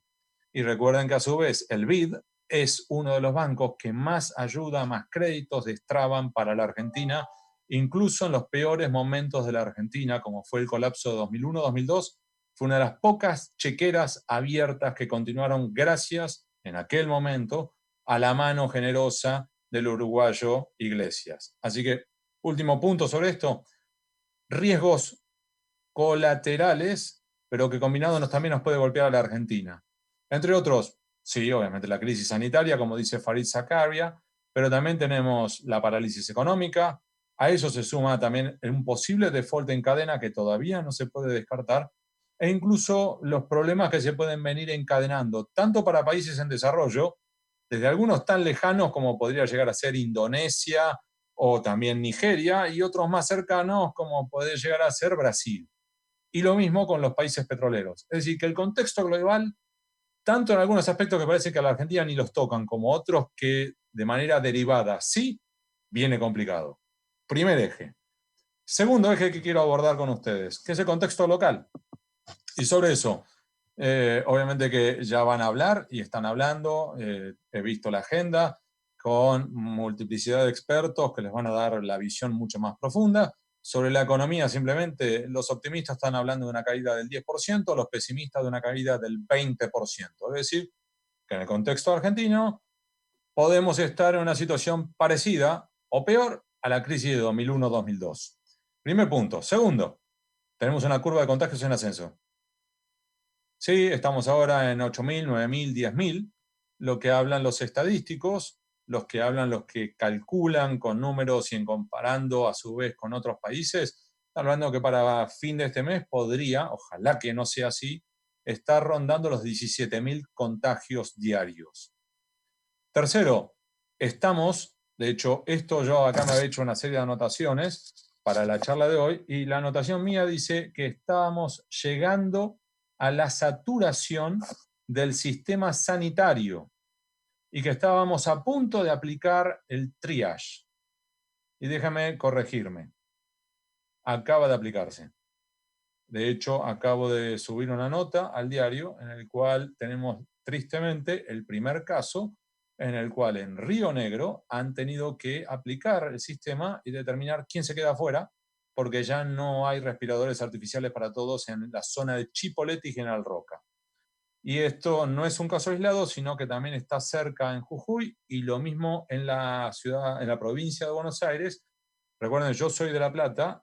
El viernes en La Plata hubo un adulto, varón, con neumonía bilateral, al cual estuvieron horas buscándole un respirador porque no encontraban en la ciudad de La Plata. Finalmente lograron un lugar, un hueco, y lograron instalarlo. Así que el sistema en la provincia de Buenos Aires, no quiero entrar en precisiones en Córdoba, ustedes lo saben mucho mejor que yo, pero en términos generales tenemos que el sistema sanitario todavía no colapsó, pero comienza a crujir y en algunos lugares ya está crujiendo. Y el último punto, que estamos observando además como contexto local, un aumento sustancial en la parte psicológica de la angustia, en términos laborales de despidos, en términos económicos de cierre de empresas. Y a eso se suma un aumento notable de pobreza, que recuerden que antes de la pandemia ya teníamos que 1 de cada 3 argentinos estaba por debajo del nivel de la pobreza. Y si hablamos de menores de 17 años, 1 de cada 2. La mitad de los chicos antes de la pandemia ya estaba pasando hambre. Hay que ver qué nos va a pasar ahora, en plena pandemia, y lo que viene después. Y ahora entro ya en este contexto, tanto internacional como local, que cabe esperar. Perdón que se me mueva la computadora, pero estoy apoyado en un lugar que es el único lugar donde tengo internet garantizado en casa. Y entonces, en ese contexto, ¿qué tenemos? Una reforma judicial que no es necesaria y que al mismo tiempo es errada e inoportuna. Y esto es apenas un ejemplo del dilema institucional que enfrenta Argentina, pero déjenme mirar un poquitito justamente la reforma judicial, porque me parece que puede ser interesante para observar justamente algo sintomático estructural. Primero, ¿es necesaria? Sí, porque claramente los índices de corrupción y de impunidad que tenemos en la Argentina son galopantes. Permítame solamente darle 2 ejemplos. Según los relevamientos estadísticos oficiales, se calcula que de cada 100 casos que se inician en la justicia federal por hechos de corrupción, menos del 2% termina llegando a la instancia oral. Y de los acusados de primera instancia, menos del 1% termina tocando algún momento una barra con sus manos por detención o condena. Menos del 1%. Por supuesto que de todas las denuncias hay muchas que son hojarasca, que hay muchas que no sirven para nada. Pero hay casos en los cuales, recordemos, en los cuales se sabe que hubo corrupción. Porque, por ejemplo, ya se han admitido en otros países y que en la Argentina han quedado impunes. Solamente en la última década hubo al menos 14 empresas multinacionales que recuerden que están sujetas a la ley FCPA norteamericana, la Foreign Corruption Practices Act, es la ley norteamericana que condena, penaliza las prácticas corruptas cometidas en el extranjero por empresas norteamericanas o que cotizan en Estados Unidos. ¿Qué significa esto? Que una empresa puede ser de Vietnam, pero que si en definitiva termina cotizando en Estados Unidos, queda sujeta a las leyes norteamericanas, aun si a su vez esa empresa de Vietnam hace negociados en la Argentina. Lo que tenemos es que en la última década, 14 empresas admitieron en Estados Unidos que pagaron sobornos en la Argentina, y en la Argentina 0 de esas empresas terminaron condenadas. De hecho, tenemos situaciones insólitas, como es, por ejemplo, la de Siemens, en la cual tenemos que Siemens admitió el pago de sobornos en la Argentina, lo admitió en Alemania, y fue condenada por eso, lo admitió en Estados Unidos. Ejecutivos argentinos terminaron viajando a los Estados Unidos y admitieron en Nueva York que pagaron sobornos en la Argentina, y en la Argentina todavía el caso está impune. Con lo cual esto es sintomático. Y lo último que voy a decir sobre esto, hay un muy buen estudio, CIPSE y ASIG, dos ONGs, que hicieron relevamientos sobre los casos más importantes de corrupción de la Argentina del último cuarto de siglo de la Argentina. Y determinaron que el desfalco estimado por esos escándalos fue más o menos de 14.000 millones de dólares. Es decir, dinero que desapareció de las arcas públicas. Es decir, dinero de nuestros impuestos, de nuestro bolsillo, que fueron al Estado y desaparecieron. Y de esos casos de corrupción, lo que lograron determinar, en línea con lo que había también determinado el Consejo de la Magistratura, es que menos del 2% de esos casos terminan condenas. Más aún, lo que también surge de allí es que la inmensa mayoría de esos casos termina en la nada por la prescripción, es decir, por el mero transcurso del tiempo que obliga a los funcionarios judiciales a cerrar la investigación. ¿Y a qué viene todo este cuento? Que la reforma judicial propuesta no resuelve esto. No resuelve ni los dilemas de corrupción, no resuelve los problemas de impunidad, y por el contrario termina agudizando, o puede agudizar, porque todavía no se aprobó, puede agudizar los problemas de politización de la justicia. Entre otros aspectos, porque el Consejo de la Magistratura no termina siendo reformado donde tiene que ser reformado, que es justamente en la discrecionalidad que le permite a los políticos acomodar los números y los concursos de un modo que los que son los candidatos preferidos de ellos puedan ascender, y que por el contrario, aquellos candidatos o candidatas más incómodos desciendan. Y por lo tanto, que terminen llegando a los estrados judiciales los amigos del comisario. Entonces, este es un dilema. Y sobre ese eje, además, déjenme permitir comentarles algo más. Este debate, por ejemplo, quiere meterse con la Corte Suprema.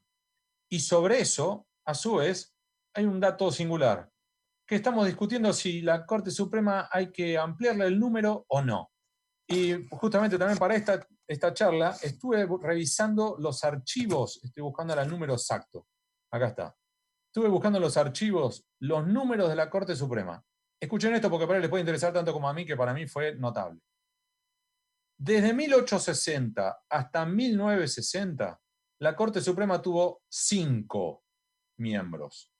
Ahora bien, desde 1960 hasta 1966, 7. Del 66 hasta el 90 volvió a 5. Desde el 90, a su vez, pasó a 9. Recuerden la mayoría automática de Carlos Menem. De 9 terminó bajando a partir de 2005 de manera progresiva hasta 3. Y de 3 volvió a 5. Y ahora de 5 lo quieren llevar otra vez a 9. Es decir, que tuvimos 5, 3, 9, 5 y vamos de nuevo. Ahora bien, ¿eso resolvió los problemas que tiene la Corte Suprema? La respuesta corta es no.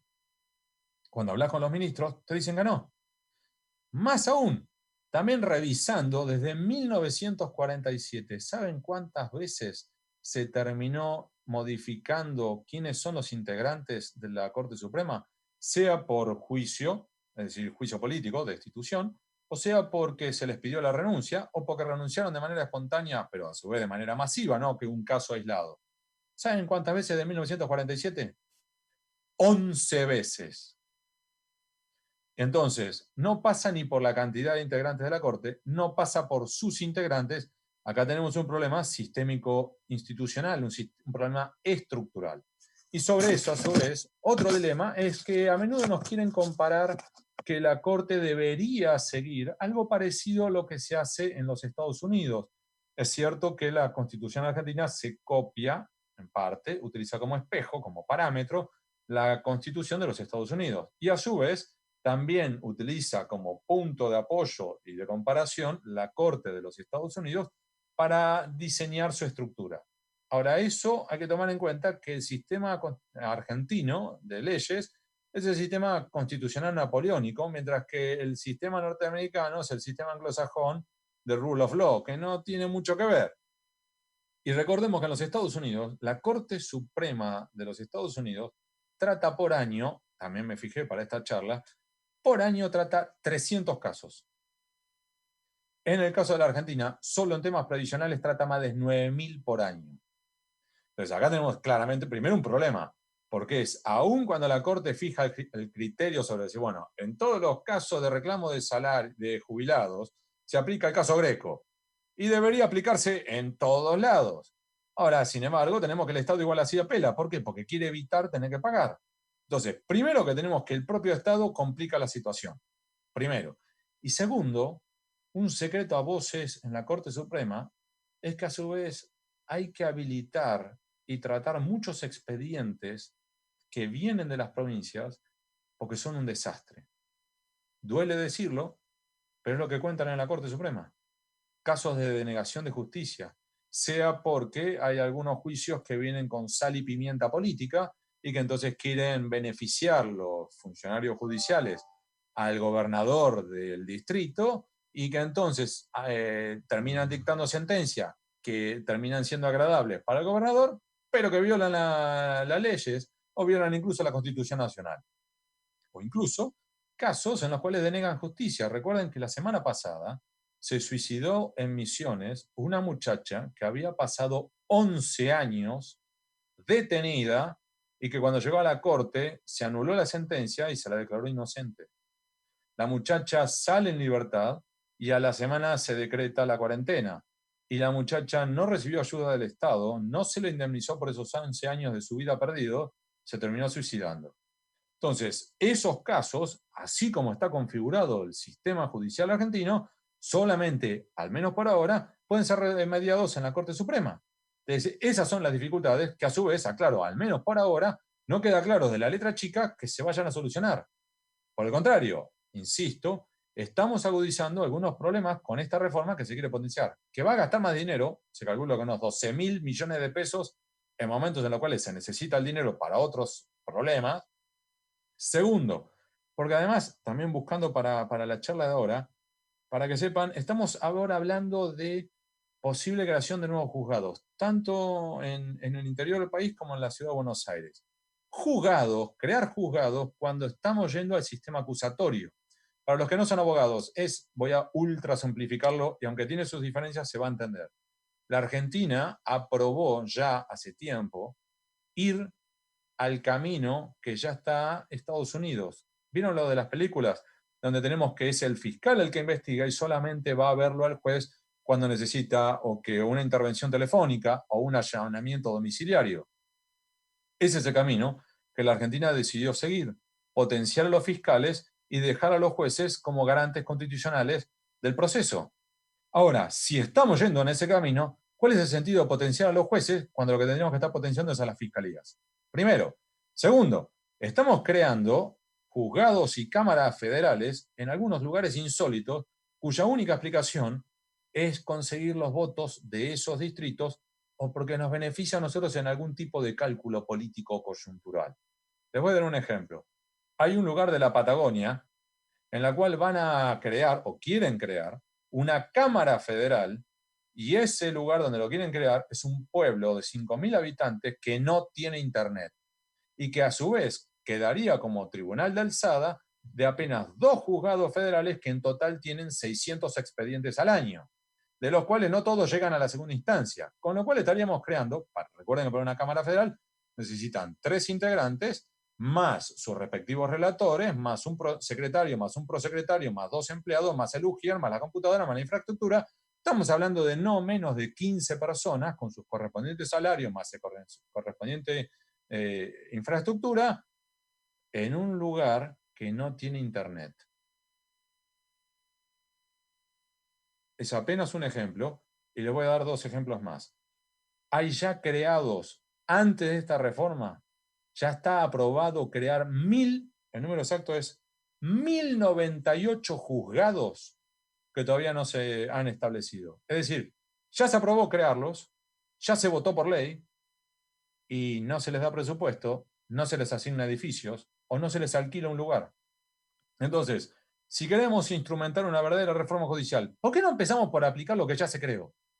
Y segundo, también está pendiente la designación, el número exacto son 134 pliegos, es decir, hay concursos para juzgados que ya están creados, que están vacantes porque los anteriores jueces o juezas se murieron o se jubilaron, que ya se hizo el concurso, que ya se designó la terna y que el presidente tiene que decir este o este, nada más. Y usted me dirá, bueno, pero puede ser que son juzgados irrelevantes. No. De hecho, algunos de los juzgados son algunos de los juzgados más sensibles de este país. Solo un ejemplo. El juzgado federal con competencia electoral en la provincia de Buenos Aires, que queda en la ciudad de La Plata. Les recuerdo, el juzgado electoral con competencia sobre el distrito electoral más importante de la República Argentina. Ese juzgado ya tiene el concurso desarrollado y está solamente para que se defina por el presidente. Ahora, ¿por qué no se define? Porque a su vez, como los que están compitiendo por ese lugar, a su vez están compitiendo en otros concursos, lo que tampoco se puede descartar, que es un truco habitual, no solo de este gobierno, sino de gobiernos anteriores, es, yo tengo que el candidato número 1 está en este concurso y en este otro, pero a mí no me gusta, entonces prefiero que no esté en ese concurso, lo nombro acá otro.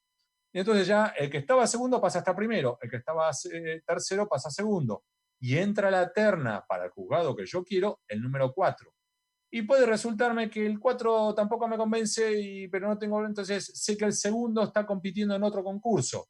Lo mando, entonces lo designo, supongamos, en otro juzgado.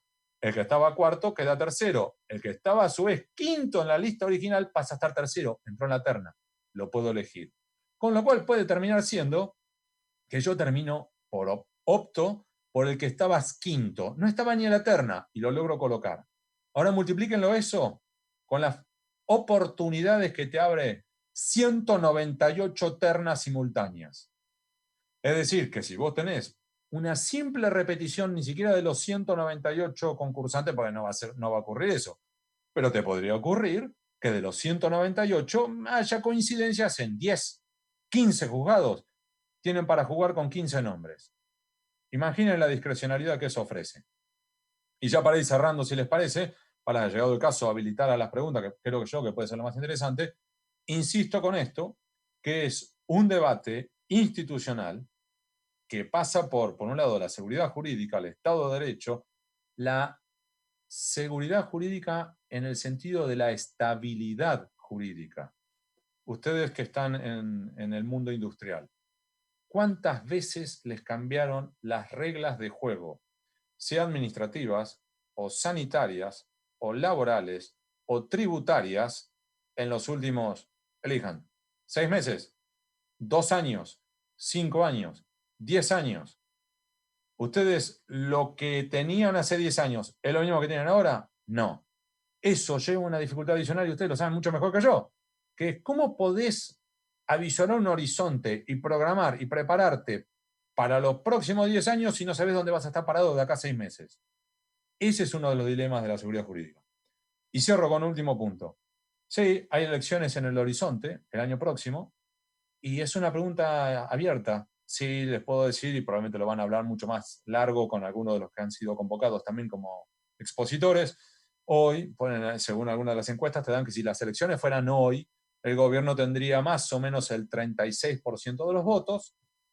Ese número es un número propio, duro, que no retrocede, porque cuando lo combinamos con, por ejemplo, ¿qué piensa usted sobre la cuarentena y las medidas del gobierno? También hay un tercio del electorado que te dice, estoy de acuerdo. Así que hay un electorado que está de acuerdo con las medidas del gobierno, que tampoco plantea que le preocupa tanto la situación económica como sí la de salud, y que al mismo tiempo dice que está dispuesto a votar. Así que hay un tercio que en principio apoyaría al gobierno. Los otros 2 tercios podrían darle a la oposición eventualmente una victoria o no, dependiendo si van juntos a las elecciones o no. No voy a entrar en disquisiciones políticas, cada uno tiene sus afinidades, gustos, no pasa por allí. Lo que estoy planteando es que puede ocurrir, aún hoy, que el gobierno gane las elecciones del año próximo, porque con apenas un tercio del electorado puede convertirse en la primera minoría, mientras que el resto del electorado se termine repartiendo entre múltiples opciones partidarias. Ahora bien, eso, marco otro punto, es el cacerolazo del 17 de agosto, que uno puede decir, ¿estás de acuerdo? ¿No estás de acuerdo? No entro tampoco en esa disquisición, mi punto va a otro. Ese cacerolazo terminó siendo un llamado de atención tanto para el gobierno como para la oposición. Y los mejores líderes, que me consta porque he hablado con ellos, de tanto la oposición como del oficialismo, entendieron el mensaje. Y el mensaje que ambas partes han entendido es que están al límite del offside. ¿Qué significa? Que aquí están en un momento muy sensible, que según cómo se dé lo político, lo sanitario, lo económico, lo laboral, el tema de desempleo, pobreza, puede generarse una situación argentina muy complicada, en la cual el colapso, y es la tercera vez que lo menciono durante esta exposición, el colapso argentino de 2001-2002 vuelve a quedar como una amenaza latente. ¿Es algo que querramos? No, ninguno de nosotros. ¿Es algo que todavía puede evitarse? Sí, gracias a Dios, sí, y esperemos que así sea.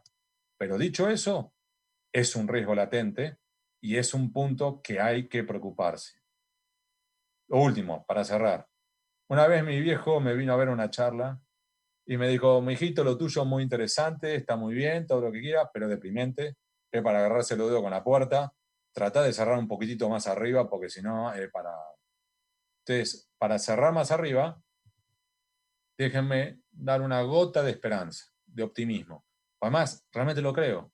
Esto no es una cuestión de voluntarismo, no es una cuestión de cerrar los ojos, pero la Argentina tiene músculos ya preparados, entrenados para las crisis. Tiene una capacidad, una flexibilidad para lidiar con problemas serios en los cuales otros países han tenido serias dificultades. Sí. El punto es si logramos aprovechar nuestras oportunidades y nuestra flexibilidad para algo mejor, algo institucional que nos permita empezar a construir. Eso dependerá, entre otros aspectos, de esta reforma judicial que tendrá que ser debatida en las próximas semanas en la Cámara de Diputados. Y si quieren, cierro acá y habilitamos algunas preguntas. ¿Les parece?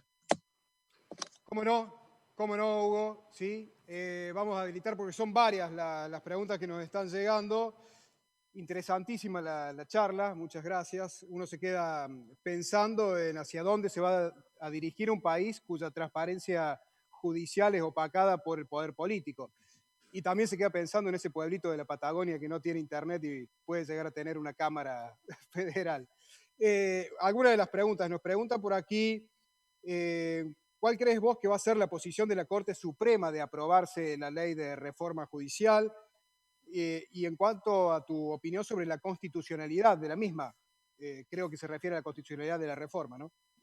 Por supuesto que habrá que ver la letra chica, hay que ver cómo sale la reforma, y con esto no es que estoy esquivando la pregunta, claro, sino que recuerden que la reforma judicial está cambiando sobre la marcha. Si ya el otro día, después de un debate de 12 horas, cuando faltaban 30 minutos, introdujeron una serie de cambios que los leyeron, no hubo margen de debate y votaron. Así que primero hay que ver qué surge de la Cámara de Diputados. Hay que ver eso. Segundo, si va en línea con lo que hasta ahora ha expresado el gobierno y a su vez con las reacciones que ha suscitado en distintos ámbitos judiciales, lo más probable es que se declare inconstitucional. No todo, pero hay algunas aristas que podrían llegar a ser declaradas. Recordemos que ya tanto la Cámara del Crimen Ordinario, recuerden que el sistema está, la justicia nacional, la justicia federal. La justicia nacional es, en términos, por ejemplo, en la ciudad de Buenos Aires, para simplificarlo, es la justicia que tiene que lidiar con los delitos que sufrimos todos nosotros los ciudadanos, el hurto, el robo y demás. Esa Cámara, por plenario, ya dijo que algunas de las decisiones que se están tomando se dan de narices con la Constitución. 1. 2. También en el fuero contencioso administrativo federal ya marcaron algunas inconsistencias. También el fuero civil y comercial federal también marcó inconsistencias. Ya algunas en el debate del Senado las han morigerado.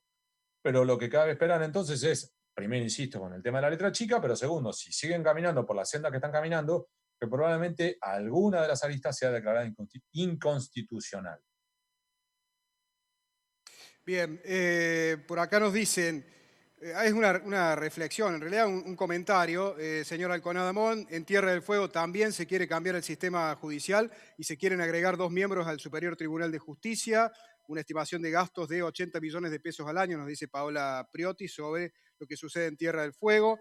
En el contexto actual del mundo, donde todos los países competirán como nunca antes por inversiones, hay otra consulta acá, la pregunta es... Déjame un segundo. Ese punto que marcan sobre Tierra del Fuego es fundamental, porque es algo muy parecido a lo que también está pasando en otras provincias. Hace poco yo tuiteé sobre eso, vinculando varios links a periodistas, colegas serios de las distintas provincias que marcaban eso. Recuerden que Mendoza ya lo intentó, La Pampa está con ganas de intentarlo. Es decir, hubo una ola en los 90 en la cual ampliaron los tribunales superiores de justicia provinciales. Luego hubo una ola en la cual empezaron a retroceder, a achicar los números de los distintos tribunales, y ahora es como una tercera ola que empieza otra vez a aumentar la cantidad de miembros de la Corte. Como si eso fuera a cambiar algo, no tiene nada que ver.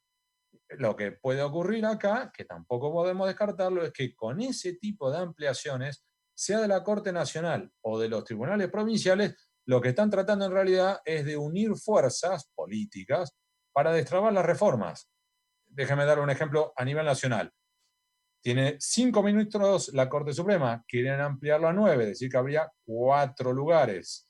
Y además recuerden que también tenemos la Procuración, que recuerden que está como el alterno, está a cargo hoy de manera interina, es Eduardo Casal, un muy buen funcionario de carrera, 30 años de carrera profesional.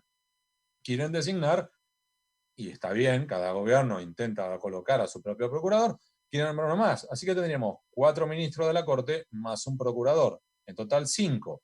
No podemos descartar, porque ya ha ocurrido, recuerden lo que pasó en los años 90, que en realidad haya un acuerdo, como hubo en su momento radicales y peronistas. Los radicales me van a decir ahora que no, esperemos que así sea, pero supongamos, lo que no podemos descartar es que ya dada la situación de una reforma judicial, que haya un acuerdo y sea, por ejemplo, 2 ministros de la Corte para el peronismo, 2 ministros de la Corte para Juntos para el Cambio, podría llegar a ser, por ejemplo, uno para radicales, uno para el PRO, y el quinto, que es el procurador, queda para el peronismo. Con lo cual podría decir, bueno, son 3 para el partido gobernante, 2 para el principal partido de la oposición, y se repartan. No lo podemos descartar. Por eso digo que esto es algo mucho más sensible, e insisto, perdón que la haga más larga, pero insisto con esto, no tiene que ver con un gobierno. Y quiero remarcar esto, mi comentario no es gubernamental, sino institucional. Y voy a dar un ejemplo sobre esto. Perdón por extenderme, pero creo que vale la pena. Estamos hablando de falencias sistémicas que vienen de arrastre desde hace décadas, que puede que algún gobierno lo haya potenciado y otro gobierno lo haya tratado de morigerar, pero es un problema sistémico estructural. Los problemas con el Consejo de la Magistratura están desde que se creó el Consejo de la Magistratura a partir de la reforma constitucional de 94. Y solamente, y con esto ya cierro el comentario, hay una muy buena académica norteamericana llamada Gretchen Helmke, Helmke, que hizo su doctorado en un poder judicial con alta influencia política. Eligió la Argentina, nos tocó. Y desarrolló a su vez un análisis sobre el comportamiento de los tribunales durante 40 años. Abarcó desde los fines de la dictadura en adelante. Y lo que detectó es lo que ella define, ella hizo este doctorado en Notre Dame, ahora es profesora en Rochester. Y lo que ella define como la lógica de la defección estratégica, traducido al argentino, es jueces procíclicos. Es decir, jueces que cuando tenés poder se hincan ante vos, cuando dejás de tener poder te patean la cabeza. ¿Qué pasó? Recuerden, con Menem, que tenía los jueces de la servilleta, y esos mismos jueces de la servilleta, como Jorge Urso, fueron después los que pidieron su indagatoria, su extradición de Chile, y lo detuvieron.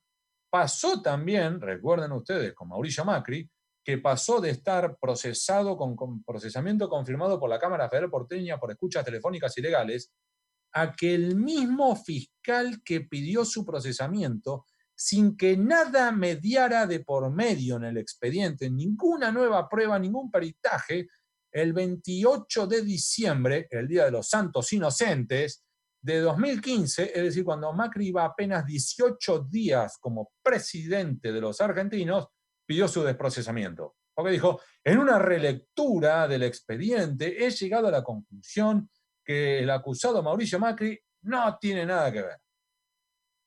Ahora, y lo mismo pasó con Cristina Kirchner. Por eso digo que esto es algo estructural, no gubernamental.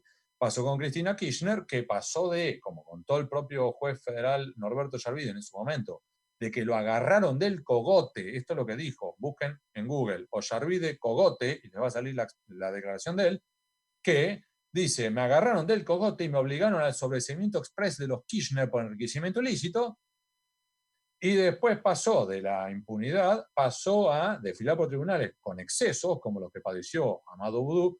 Recuerden que yo investigué el caso Vudú, declaré en el juicio en su contra en base a lo que yo fui investigando. Ahora, una cuestión es lo que yo encontré, otro aspecto muy distinto es que me parezca correcto que una persona lo detengan en su casa y sin afeitarse, descalzo y en pijama, le saquen una foto esposado y la difundan por las redes sociales. A ninguno de nosotros nos gustaría que nos lo hicieran con nuestro papá. A mí no me gustaría que me lo hicieran con mi papá. ¿Por qué si yo no lo quiero para mi papá, lo voy a querer para Vudú? Y pasamos de eso a que los mismos jueces y fiscales que avanzaban sobre Cristina, sobre Vudú y todos los demás, por el contrario, ahora la desprocesan, los desprocesan y los liberan. Lógica de la defección estratégica. Pasa en las provincias, pasa en la nación. Perdón, continuemos. No, está bien, Hugo. Hay muchísimas preguntas, comentarios. Le agradecemos a todos los que están participando a través de las redes sociales, de las plataformas. Una final que me parece que tiene que ver con lo que estás hablando, con la calidad institucional. ¿Qué opinás sobre la falta de control judicial con respecto a los decretos de necesidad y urgencia emitidos durante la cuarentena? Creo que esa es una pregunta muy importante que va al eje central. Así que no sé quién la hizo, pero me saco sombrero. ¿Puedo hacer una chicana? Y lo digo en serio, y con toda la malicia. Al mismo tiempo, con todo el mayor de los respetos para las distintas actividades que voy a mencionar. Pero ¿cómo es posible que en un decreto hayamos colocado en el día 1, en el primer decreto de cuarentena, como actividad esencial de la República, que continúen abiertas las ferreterías, e insisto, el mayor de los respetos para las ferreterías y los ferreteros? No tengo nada que opinar sobre ellos, el mayor de los aprecios, les deseo lo mejor. Pero establecimos como servicio esencial de la República a una ferretería y no a la Administración de Justicia, que sí se aplicó una feria judicial. Entonces sí teníamos los supermercados abiertos como Walmart o Carrefour y no sufrieron mayor problemas de contagios, y no teníamos abiertos los juzgados, ni las fiscalías, no teníamos abiertos los palacios de tribunales, y decían, bueno, porque pasan 50.000 personas por día por los palacios de tribunales, y no se pueden hacer protocolos. Entonces, ¿qué país, qué república tenemos si como servicio esencial sí se prioriza la ferretería, no se prioriza la administración de justicia? Entonces, sí, claramente que hay acá un problema, que también es cierto, como en la entrevista que le hice a Yuval Noah Harari, lo que plantea el catedrático israelí es, esta pandemia nos ha obligado, si quieren, nos dio una patada en el trasero, nos empujó a tomar decisiones, nos llevó a avanzar en aquello que veníamos dándole vueltas. El ejemplo de él es que en la Universidad Hebraica de Jerusalén, donde él da clases, estuvieron dándole vueltas sobre si daban clases online o no durante 10 años, y finalmente habían llegado a la conclusión que no. Llegó la pandemia e hicieron en 4 semanas lo que habían tardado 10 años en discutir. Y acá debemos encontrar entonces también un punto de oportunidad. Y déjenme cerrar con eso, que es el optimismo. Si quieren, el lado bueno de todo lo feroz que estamos viviendo con esta pandemia, esta cuarentena, que es una tragedia, con personas que han muerto, millares de personas que sus familias han quedado sin ingresos, todo lo que ya sabemos, que es un desastre. Pero también esta pandemia nos da una oportunidad de dar un salto tecnológico hacia adelante, obligarnos a modernizarnos, obligarnos a agilizar. Ojalá que lo hagamos y no hagamos estas estupideces como la ley del teletrabajo, que lo único que hace es hacernos retroceder, pero es una oportunidad hacia adelante. Ojalá que lo tomemos, y me parece muy buen punto el que plantean en la pregunta. Hay varias aristas de las decisiones gubernamentales, nacionales, provinciales y municipales que tienen que ser realizadas y probablemente sean sospechadas de inconstitucionalidad. Sí, la respuesta corta es sí. Hugo, muchas gracias, muy interesante. La verdad es que quedan un montón de preguntas por hacerte, pero bueno, no faltará oportunidad. Cuando todo esto pase, vengas a Córdoba, nos cuentes cómo preparas el Fernet, que bebes con moderación, obviamente. Obvio. Ahí nos contás y charlamos un poco más, ¿sí? Yo les agradezco a ustedes por la oportunidad. Disculpa si lo hago demasiado larga a veces, con matices y demás, pero creo que a veces se enriquecen. Y tercero, les pido disculpas por el medio ambiente, pero se me cayó internet, así que tuve que hacer una opción B de apurada, ¿ok? Son los eventos de esta pandemia, quédate tranquilo. Así Gracias. es. Chau. Era Hugo Alconadamón, periodista, abogado, periodista del diario La Nación, periodista de New York Times en español. Interesante la charla y con esto nos estamos despidiendo ya en este 13º coloquio industrial. Vamos a repasar los medios de comunicación que nos acompañaron durante todo el año y en esta jornada. Empezamos por Cadena 3, por Canal C, el diario Comercio y Justicia, el diario del centro del país, Canal 12, Infonegocios, La Voz del Interior, Los Turelo, Mitre, Radio Mitre de aquí de Córdoba, el diario Puntal, Punto a Punto, los SRT y también a la gente de MIP. Le agradecemos a ellos estar presentes con nosotros. Les agradecemos a todos los que estuvieron a través de las redes sociales, Facebook, Twitter, Instagram, se han comunicado muchísimos con nosotros, también a través de las plataformas de YouTube, de la plataforma que estamos utilizando para transmitir. Bueno, ha sido la primera jornada del 13º Coloquio Industrial de Córdoba. Son 4, vamos a estar mañana martes, el jueves y el viernes. El día miércoles es el Día de la Industria, así que allí vamos a celebrar y conmemorar ese día con los acontecimientos que se hagan a nivel nacional. Todos los días de 14:30 a 16, mañana a las 14:30, la segunda jornada del 13º Coloquio de la Unión Industrial. Chau.